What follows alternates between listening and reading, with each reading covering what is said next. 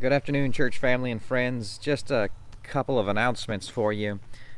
Yesterday I told you that we're trying to plan and pray for a drive-in service, and then the governor came out and gave some expanded um, changes to the stay-at-home orders and stuff like that. And so I'd ask you to pray with me about decisions that are being made as a result of our church services. And of course, we don't want to do anything that has a negative impact on the health of our members and of course the guests of our church. And we want to try our best to honor God, to obey God's word and his commandments, and then balance obedience unto the government, and to balance that with the health of our church as well. And so you just pray with me, and stay tuned to the daily devotions. Probably the place you're going to find announcements for upcoming weekend events and what we're going to do and take place. As of now, Wednesday will be streamed, of course, from the church, and that's not going to change. And so stay tuned for what we're going to do Sunday. We're praying. Several of us are praying the Lord would lead and guide and direct and give us peace about what decision to make. We are looking at different things, weighing options, of course, and just going through several of those decision-making processes. But ultimately, we want the Lord's will on it, and we want to do right by God. Today's devotion, I hope you're doing well. And listen, I've enjoyed doing this, the daily devotions. It takes a little time, but I enjoyed doing it, and I appreciate those of you who have hopped on and made comments and shared that sense of community that we can have here on the daily devotion, and I appreciate that. Today's daily devotion will be out of Job. Myself and Brian were talking about a passage at the end of Job yesterday, and we were looking at something, and we were both looking at the same passage for another purpose, and we both saw something probably for the first time. I don't remember seeing it before, and I noticed it as I was reading it. He was reading it, and he made mention of it, and I said, I just noticed that, and I hadn't noticed it before. So I thought it was pretty interesting that we both noticed something from the same passage, completely unrelated to what we were looking at the same time that God spoke to us. I was greatly encouraged by that. You see, you can only the Spirit of God's the only explanation for that, and so it was wonderful. Well, this morning I was kind of reading through these last couple of chapters of Job, and wanted to share something with you. I was kind of reading and expounding on this thing that we found here, the last chapter of Job, and I encourage you to read this. Of course, it's broken down into several different areas. Chapter 37 ends Elihu, now Job's fourth friend, the youngest of them. He waited to speak and until the end, and probably the wisest of all those friends of his. And so 37 ends his discourse and his speech to Job. And then chapter 38 is the first time we see God speak to Job. Of course, Job has been demanding God answers and asking God and defending himself and to his friends, and listening to his friends try to tell him that he's a sinner. And of course he was a sinner, but God wasn't punishing him. God wasn't chastising him.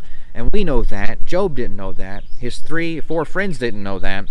And so Job never knew that. Of course, we don't have any indication that Job ever knew in his life that anything about what was going on in his life. And then in verse number 38, God finally breaks his silence and speaks to Job, and he says this: Then the Lord answered Job out of the whirlwind and said, Who is this that darkeneth counsel by words without knowledge? Gird up thy loins like a man, for I demand of thee an answer. Answer thou me. God says to Job, he says, Who are you to counsel me without the knowledge of what's going on? You see, it's okay to ask God, why is this happening in my life? It's okay to ask God to help you understand what's going on. But it's never okay to demand an answer from God. If God remains silent and doesn't tell us why he's doing some things, why things are taking place in our life, our family, and our world, he doesn't owe us an answer. And so God goes and tells Job in the next several chapters, he says, where were you, basically, when I laid the foundations of the world? Verse number 4. He said, Who hath laid the measure thereof, or if thou knowest, or that who has stretched the line upon it. He said, do you know the foundation of the world? Do you know the where the light comes from? Do you know where how the depths of the ocean? Are you the person that is making everything run and tick? Where were you when I created the world? And so God explains to Job in a not so subtle way. He says, listen, I created everything from nothing. I am the one who understands beginning from end. I have perfect knowledge of everything that is going on and everything that is taking place in our world and our life and in Job's life. And he says this, he says, listen, you really don't even know the whole story, because we have such a limited scope of knowledge. He goes on and he talks about, he says in verse number 39, or chapter 39, he talks about time. He says, do you know the times of all these things? And he starts talking about the animal kingdom. He said, did you make them be able to do those things? And chapter 40, he goes on and he says here this, he talks about his glory and how that he is in control of everything, living beings, just everything. Chapter 41, he continues on. He says, canst thou put an hook? He talks about Leviathan. Canst thou draw out Leviathan with a hook? Or his tongue with a cord, which thou lettest down? Canst thou put an hook into his nose, or bore his jaw through with a thorn? Will he make any supplication unto thee? Will he speak soft words unto thee? He says, listen, I have power over the great animals in the ocean. Of course, he's talking about the Leviathan here.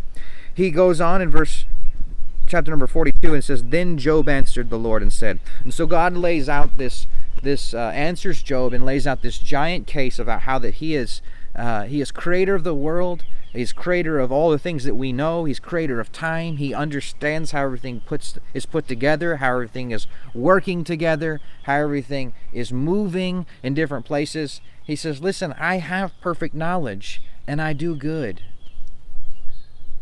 Trust me, is what God's trying to get a point across to Job. Job had spent this entire time kind of an introverted perspective. He looked at, and I'm not here to cast stones at Job. I hope you understand, but I want to show you the shift of when God dealt with him differently. There was a shift in Job's attitude. And so Job was like basically looking at himself and he's saying, listen, these things are happening to me. It was all self. Why is this happening to me? What's going on in my life? I'm very sad about all these things. By the way, most of that stuff is a very natural feeling. But let me show you something. Job answered the Lord and said, I know that thou canst do everything, and that no thought can be withholden from thee. This is chapter 42, of course. Verse 3, it says, who is he that hideth counsel without knowledge? Therefore I have uttered that I understand not. Things too wonderful for me, which I knew not. I've been speaking without knowledge. You know, a lot of times that's what we do. We look at our world, we look at our circumstances, we look at our problems, and we speak to it without knowledge. Specifically, we speak to it without God's knowledge. And listen, he says in verse number 8, God speaks to his friends and tells them to go to Job and that they're going to sacrifice. And verse number 9, it says, so Eliphaz the Temanite, and Bildad the Shuhite, and Zophar the Naamathite went and did according as the Lord commanded them, and the Lord also accepted Job. And the Lord turned the captivity of Job. When? Now wait a second. It's in chapter 10. I want you to see this. Job was still in great straits. Job was still facing great trials in his life. Job was still very much under the oppression of the attacks of Satan, and he's feeling the pain of the loss of his children, his resources, his income, his health. Those are all things that are still present in Job's life. But God says that the Lord turned the captivity of Job when he prayed for his friends. Also, the Lord gave Job twice as much as he had before, and you can continue reading on it. You know when God intervened and changed the circumstances of Job's life? When Job stopped worrying about Job and started worrying about others. Not in a casting stones kind of a way, But Job began to pray for his friends. Job began to pray for others. Job began to be focused on others and stopped being concerned for himself, and God blessed him. Hey, that reminds me of Jesus Christ, how that his whole life here was for others. And he was not concerned with self. He was not, his prayers were almost always for others. His prayers constantly were for others. Even when the world was attacking him and the Sadducees and the Pharisees were constantly going against him, he was focused on others. I have a question for you today. Where's your focus? Where's your prayers? Are they selfishly motivated? Are they self-absorbed? Are they self-concerned? Listen, we can pray for others with a selfish motive. I can pray for a sick loved one because I don't want them to get sick and die. I can do a lot of these things. I can spend so much prayer for others in a selfish way. Where is the heart of your prayers today? Are they for others? Are they for the will of God to be done in our life? Are we searching for what God wants? Or are our prayers selfishly motivated?